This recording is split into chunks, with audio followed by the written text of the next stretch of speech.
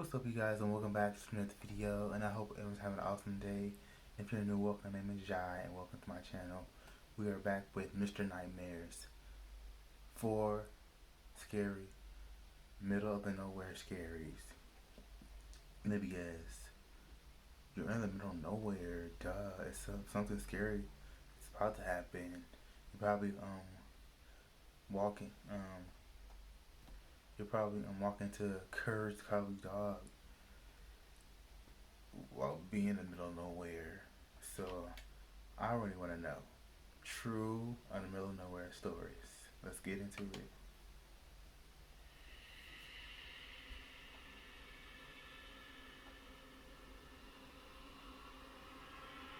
It just looks creepy. Look at that. Look at that.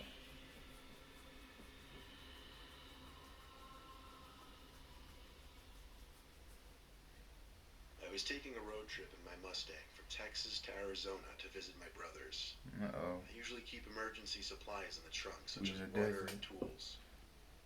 I was taking, I guess, what you would call a scenic back route because I liked flying at high speeds with the top down without worry of other cars or police. This was one of those completely deserted seeming roads with one lane on either side and nothing but desert sand, cacti, and shrubs as far as the eye can see. Make sure you got enough I gas. was flying down this road when the car started to emit these concerning popping noises from under the hood. Whoa. The car started to jolt or jump slightly. I put a heavy foot on the brakes to bring the car from a speeding 90 miles per hour to a less than gradual halt. I got out from the car, popping the hood, pretending as if I'd even know what to expect or how I'd go about fixing it. You're ready There for was no doing? smoke, nothing like that, but I didn't have a clue what could be the problem. I got back in my car to try and start it. As I feared, the damn thing wouldn't even start back up now. Ooh. The car was an '01 Ford Mustang, so yeah, it was an old car with a share of problems. Naturally, I tried to call my roadside service company, but that became worse, realizing I didn't have any service this far out of the desert. Ooh. I was more or less But stranded. imagine if you did. I hadn't seen a Imagine how single long other it's car gonna take pass me that to come whole hour get I you. was driving on that road. I was scared to think how long it would take for someone to pass.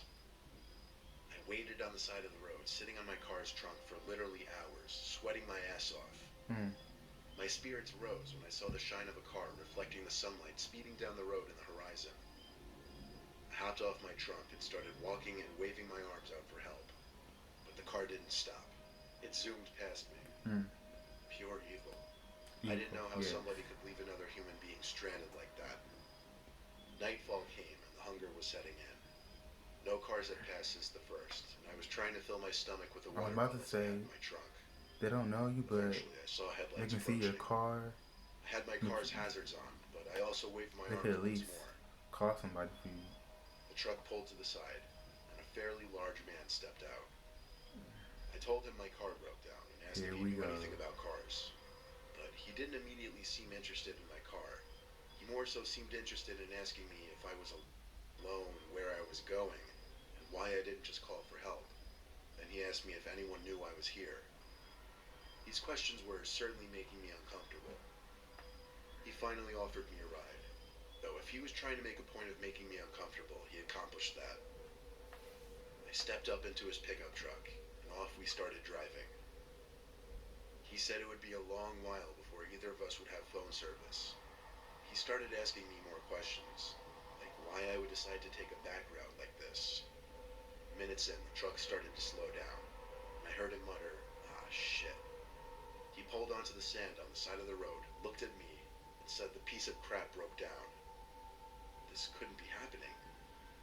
I looked back at the man and realized he was still looking at me. Like 5 seconds went by and he was just still staring at me. He finally asked me to go lift up the hood once he would crank the latch. I can only describe this whole situation so well, but through everything up until this point, I was insanely suspicious. I went in front of his truck with a bit of distance between the front and I, and waited to hear a click, meaning the truck's hood was unlatched. In my head, I was picturing him trying to run me over, and that's exactly what happened. What the? As I took one step towards the truck to try and open the hood, I heard the roar of the engine as the man was on the gas. I dove for my life. If I reacted half a second later, I'd have lost my legs or instantly been killed. I I took What off is his running into the pitch problem? black night, looking back to see the taillights still there. And then this. Gunshots. Surely gunshots aimed at me. That man was trying to kill me. It was too dark out there for him to possibly shoot me dead without some kind of luck. But I thought I was going to die at any moment. I ran as far as I could, then dove and made myself as low to the ground as possible. I heard a truck speeding off in the This ain't distance, right. so I turned and saw the taillights of the truck slowly disappearing down the empty road. I eventually fell asleep on the side of the road, and the nightmare didn't end until early morning, when I woke up to another pickup truck passing by. I waved them down, covered in dirt and sand, and thank God this man was actually normal, he and his wife. Dang. They gave me water and drove me to the nearest town, where I was able to call the towing company. It was a 45-minute drive back to my car on that goddamned road, then that same distance back to bring it into a shop. Long story short, this was the worst trip and experience of my life. You had a long day. Having someone try to run you over and then shoot at you isn't something you simply get over. Yeah, I just don't get why he couldn't stick his own. Look, something was up. Something was up. People crazy.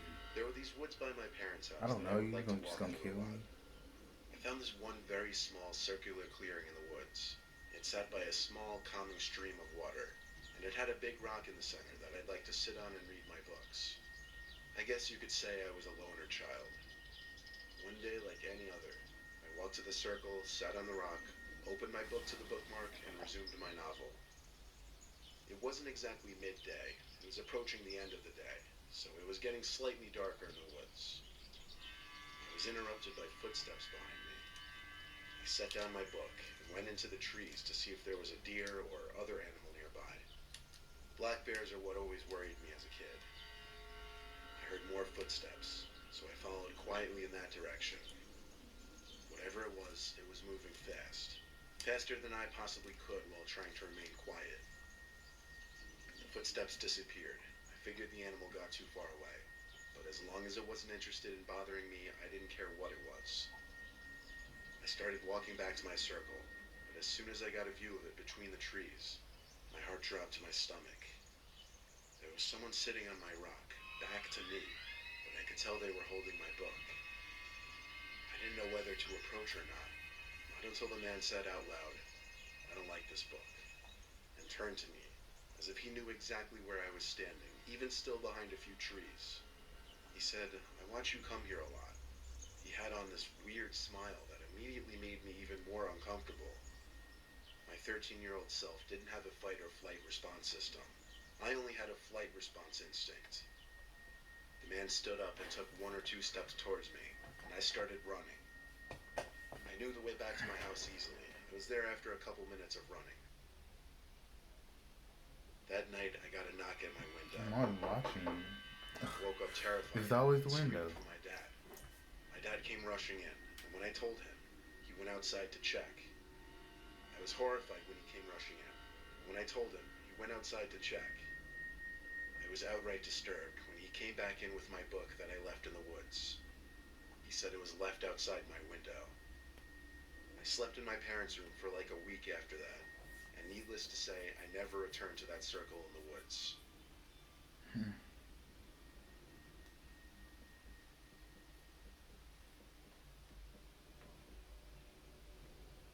I had taken a job working for a company based in the mountains.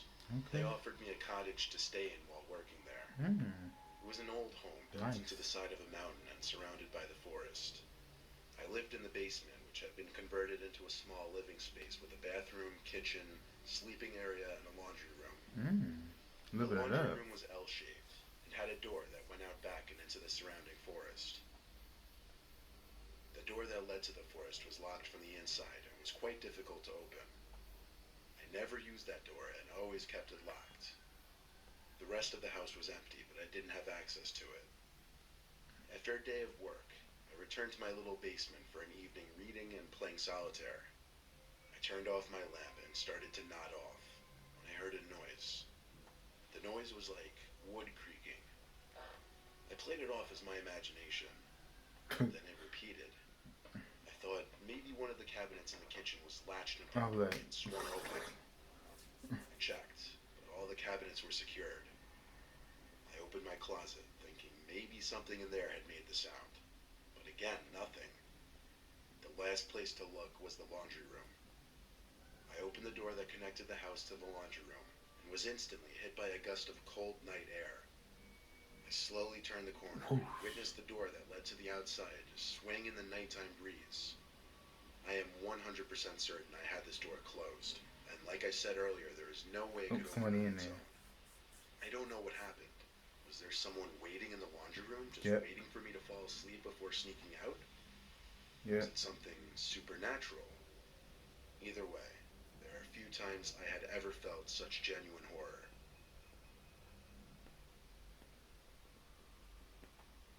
Oh, that was it? Oh. I thought at least Tennessee has we'll some find out real what it is. characters Who it out was in or who it nature. was. I hiked all around while in school there. That would've been scary. Made some good memories with a girl in the That should have enveloping been the first nature. one. Tennessee has good roads to popular hiking sites and tons of mini trails branching off. Sometimes you need to know what to look for as far as trail markers go, because the interesting ones are always a good ways out. There's one spring waterfall that spills across a mossy granite wall, towering over a shallow stream that empties into a decent-sized pond. I went out there with a friend last time, and we got separated on the way out. I have no freaking clue how that happened. We've each been hiking for over 10 years.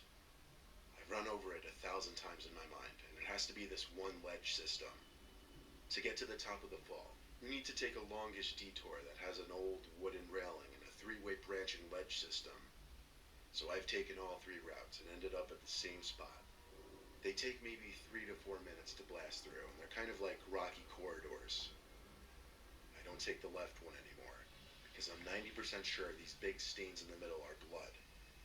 Don't want to know what happened there. It's odd because the left is by far the most inviting.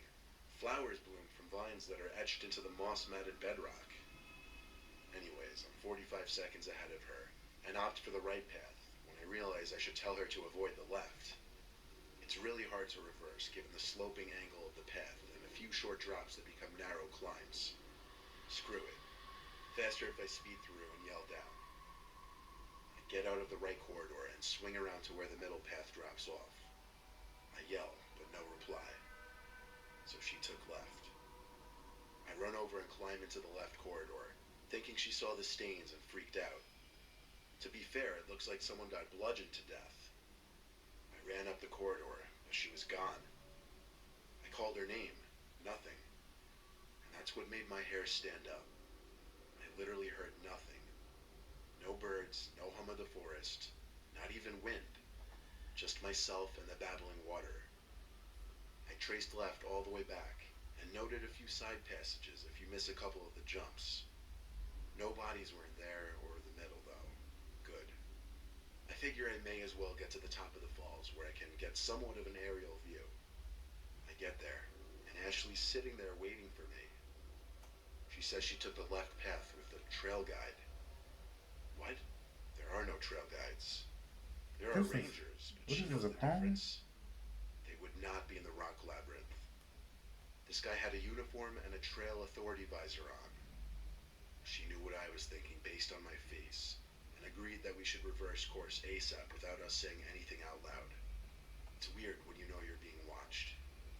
We pretended we were going back to the car real quick to get more water, and so I left some fish food in a little crevice like I always did, and we left. She showed me this weird side passage that could not have existed a year before. I walked all the way around. You had to crouch, but you could walk through the labyrinth if you kept left, though. Hindsight, we shouldn't have taken another way. I think he lives in those tunnels. Ashley said he kept trying to lead her in a different direction, but she just followed the light and saw him standing in the tunnel as she walked the rest of the trip to the top. That means he was in there while I was looking for her. And that means she followed him before seeing the blood splatters all over the floors and walls. And that's not the totally fucked up part. The fish food that I left in the crevice was on the hood of my car. Her water bottle was gone too. She had a carabiner to her pack, so he must have snuck up and taken it at some point.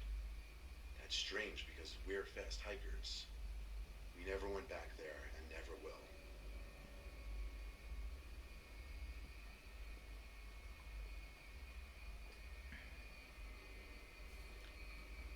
Okay, so you guys, the last video I'm confused.